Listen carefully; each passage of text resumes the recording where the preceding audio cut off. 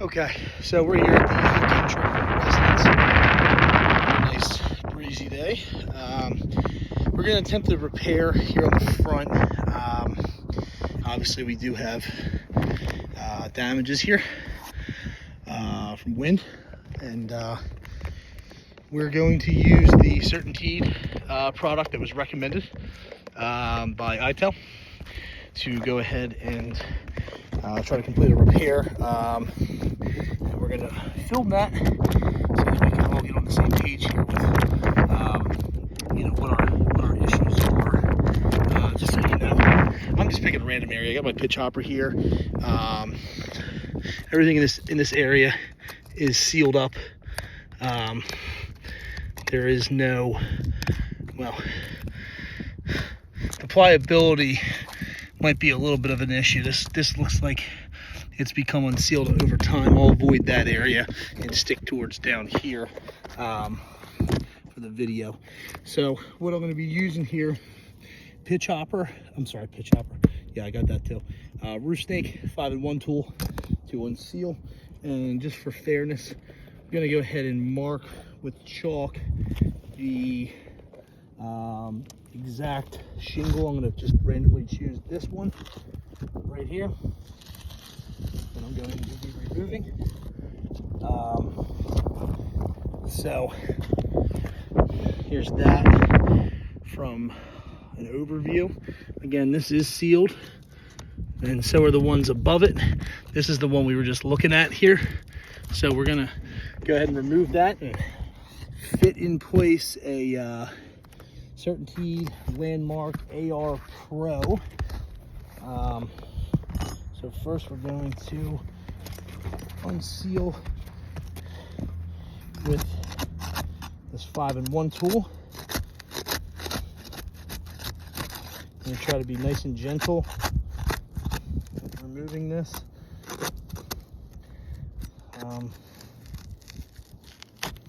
Certain parts of this roof are sealed pretty well, as others are not. You could see that earlier from I was giving you an overview. So I'm going to go one, this is the shingle I'm taking off, and then 2 rows above that.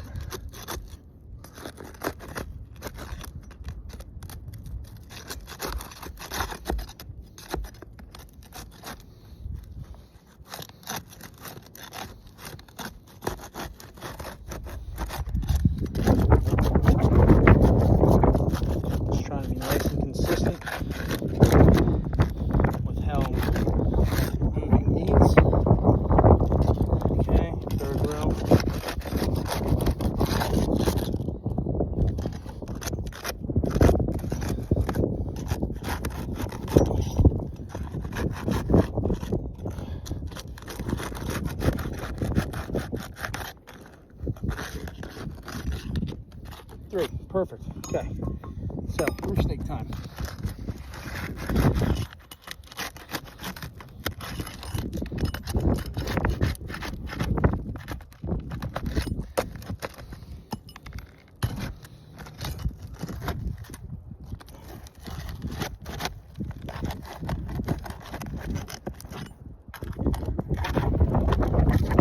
Again, I'm trying to just be as consistent as possible each one of these.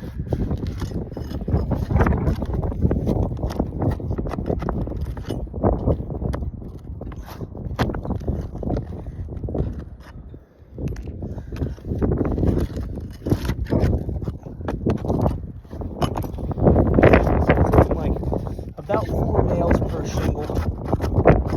This is pretty brittle, not gonna lie. Again, I'm just lifting this up high enough, just enough to be able to get a nail out. Nothing more. And you can see I got a nail stuck in place right here. So just a bit more than that allows me to get the nail out.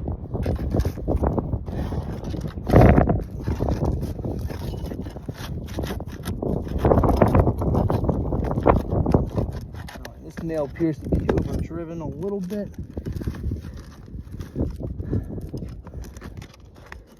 Again, just enough to get the nail out. We are seeing some transfer matting taking place here which is not great for repairability purposes. I must say that's a little bit of an issue, along with the brittleness of this roof. Not exactly sure how old this roof is. Again, just enough to get the nail out of the slot here. Okay. That might be it. Oh, I missed one. Missed one somewhere.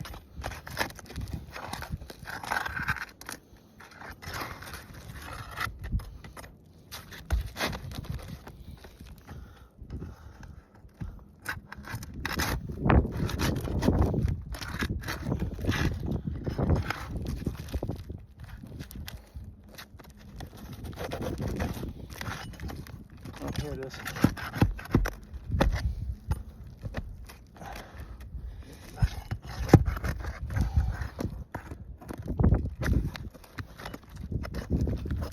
Go underneath for that one. Here's the nail. Okay, product's out. So let's take a look at what we're having issues with here. First of all, tons of transfer band. You can see the fibers right here.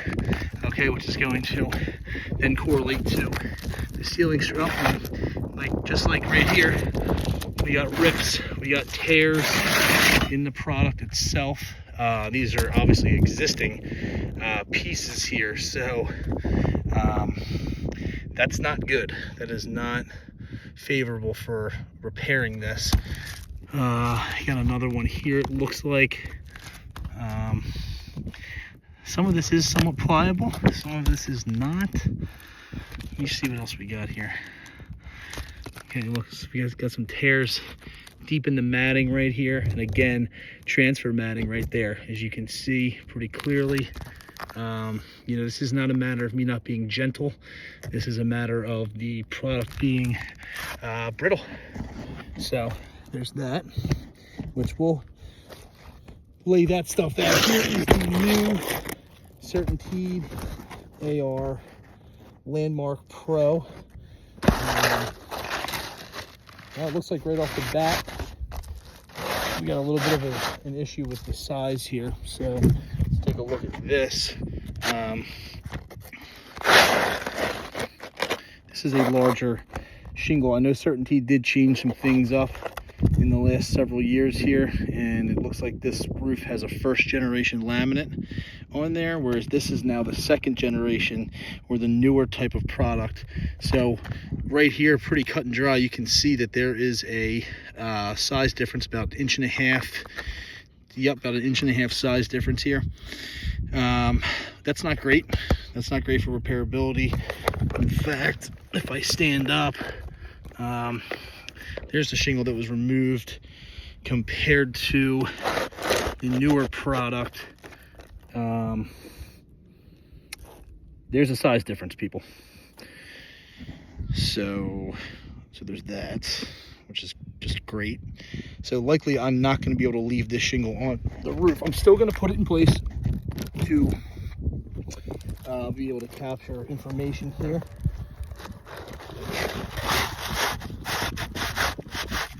So what I'll do is I'll butt it up on this right side here where it belongs. It looks like the exposure is about the same. A little bit of an exposure difference as well, which is not ideal. There is an exposure difference actually. Check that out. Okay, so nothing huge, but a 1/4 inch difference in exposure. As you can see right here, this is where it belongs.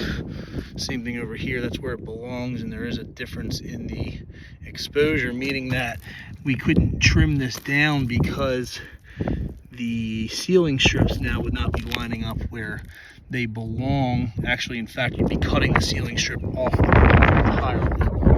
That's not really what we want to be doing here, but for research and development purposes, for science related inquiries, we're gonna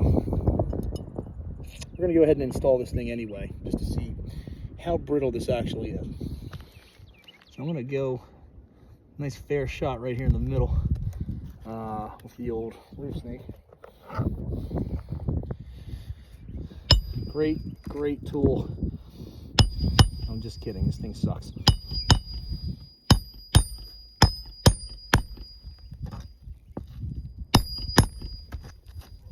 Fantastic. All the dogs love it.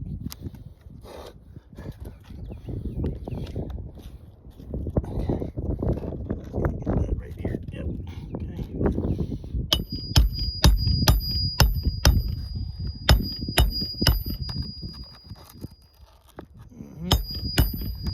Okay. And that ringing in my ears will be lasting probably several more hours. That's great. So this is what we're looking like when we're installed. Color is somewhat similar. They got that part right, which is cool, I guess. But the rest of it's not gonna work. I probably can't leave this like this. I'm probably gonna take this down and put ice and water shield here. But before I do, I'm gonna label all the different areas of concern where we have rips and we have tears, we have the length difference, and we have the exposure difference on this particular installation here. So I'll take pictures of that. Hopefully you guys can have management review this thing, and we need to come up with a different solution. Okay, thank you.